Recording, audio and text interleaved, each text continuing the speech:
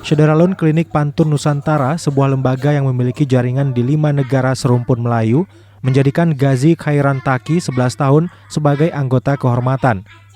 Pengangkatan Taki ini dilakukan saat pengurus KPN berkunjung ke Aceh Tamiang khusus untuk bertemu dan memberikan apresiasi kepada Taki. Rombongan yang datang dari Medan ini disambut Bupati Aceh Tamiang Mursil di ruang kerjanya. Pendiri KPN Dr. Omar Zain menilai Taki merupakan aset yang harus dikembangkan demi menjaga warisan budaya. Omar Zain didampingi beberapa pegiat seni, diantaranya Kamaluddin Nasution dan Raudah Jamba, berharap kehadiran Taki di KPN sebagai anggota kehormatan bisa memancing motivasi generasi muda lain untuk mengenal sejarah dan budaya. Dalam pertemuan itu, KPN menyerahkan piagam penghargaan dan bonus uang tunai kepada Taki yang hadir didampingi ayahnya, Kepala SD Negeri 1 Sungai Liput, dan 2 guru.